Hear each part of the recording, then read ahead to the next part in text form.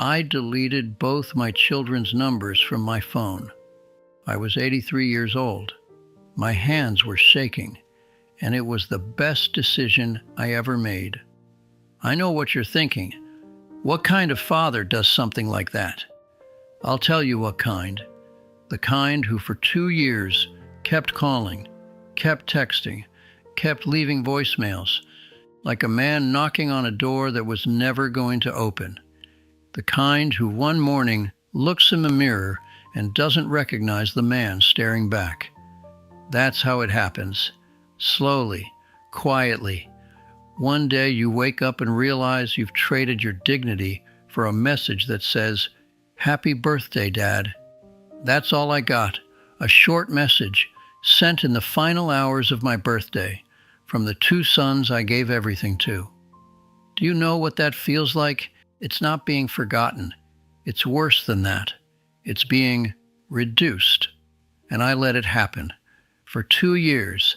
Then one morning, I picked up my phone, opened my contacts, and did something I never thought a father could do. I'll tell you what it was. But first, you need to understand something. My oldest son, Michael, is 54. He lives 38 minutes from my house.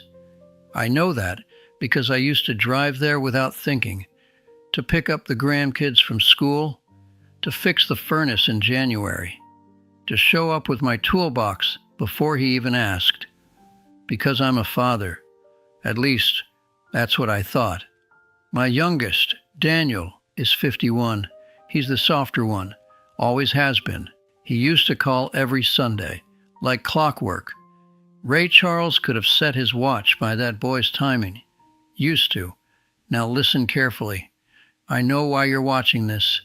You're sitting in a quiet house right now, maybe watching on your TV, maybe on a tablet, maybe on that phone, the one that hasn't rung in days, maybe months. And every morning you wake up and think, today might be the day. Maybe today they'll call. Let me ask you something. How long have you been telling yourself that? Because I told myself that for 2 years. 2 years of voicemails. 2 years of messages. Thinking of you, son. Call me when you can.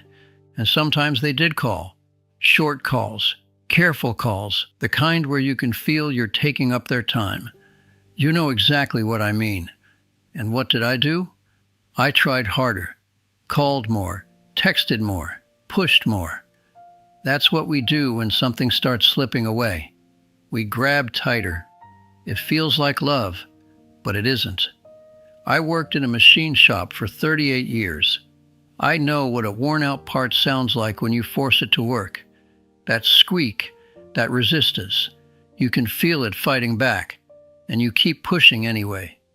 A smart man stops. A smart man sets the tool down and figures out what's broken before he does more damage. I wasn't a smart man. Then one evening I called Michael. He didn't answer. I left a voicemail, but my phone was old. The buttons were close together. I must have pressed something by mistake, because 20 minutes later, it played the voicemail back to me. I sat there and listened to myself. 4 minutes. I want you to imagine that. I thought I sounded fine when I recorded it. Calm, steady. But when I heard it back, under every word, there was this quiet hum. It wasn't anger.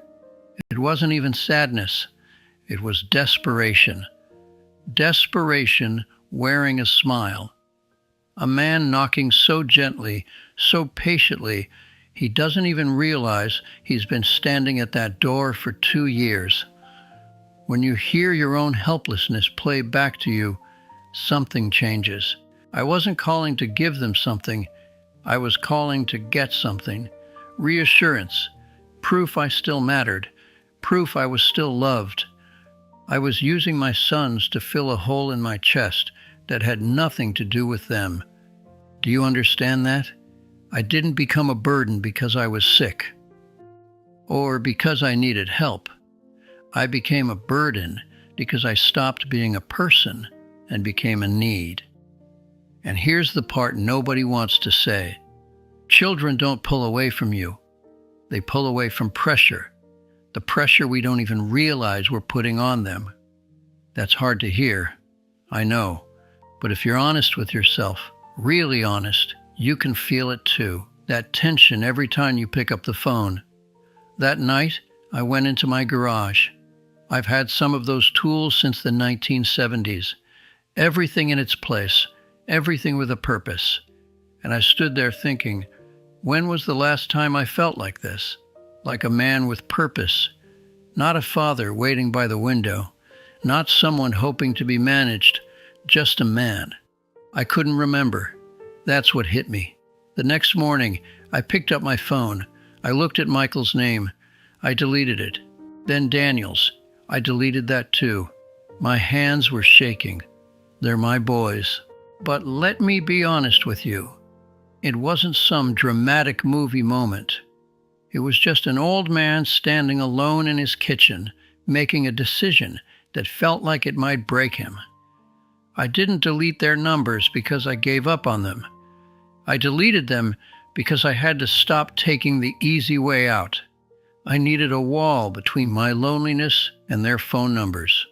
You can't force someone to come back by loving them harder. You can only become someone worth coming back to. And the choice is theirs. That difference changes everything. The first few days felt strange. My hand kept reaching for the phone out of habit, like reaching for something that wasn't there anymore. On the fourth day, I called an old coworker, Pete. We worked together 16 years. After retirement, life just pulled us apart. I hadn't spoken to him in 6 years. He answered on the second ring. We talked for 2 hours. Nothing important, and everything important. He told me he'd been trying to fix up an old pickup truck in his garage. Couldn't get the carburetor right. I told him I'd come take a look. That Saturday, I spent 4 hours under the hood. I was a little dizzy. I'm not young anymore, but I felt alive. For the first time since retiring, I came home with grease under my fingernails. That night, I slept deeply. The first real sleep I'd had in 2 years. Now I know what you're thinking. That's nice, Ray, but my situation is different. Maybe it is, but answer me this. When was the last time you did something that had nothing to do with waiting? Because that's the real question. Not why they aren't calling, but what are you doing in the meantime? Waiting or building something? Twice a week now, I volunteer at a vocational school. I teach young kids how to use tools the right way. Real hands-on work. The kind where at the end of the day you can point to something and say, I made that. I'm not a signal waiting to be picked up anymore. I'm a source. 5 weeks after I deleted those numbers, Daniel called. Different number. He was at work. Dad, I've been trying to reach you. I know, son. You sound different. Are you okay? I'm good, Dan. I'm busy. If you want to see me, come by. He came that Sunday, brought the grandkids. I showed my grandson how to use a level. He's 9, focused like you wouldn't believe. It took Michael a little longer, but he came too. We didn't talk about the silence. We didn't need to. Now listen carefully. I'm not promising your children will come back. Some won't. Some people choose distance and they mean it. And if that's your reality, I'm truly sorry. That pain is real. But I will tell you this. You don't fix a stalled engine by pushing it harder. It needs space. It needs care. Sometimes it needs you to stop forcing it. You've pushed long enough. Stop. Go find your garage. Whatever that is for you, put your hands on something real.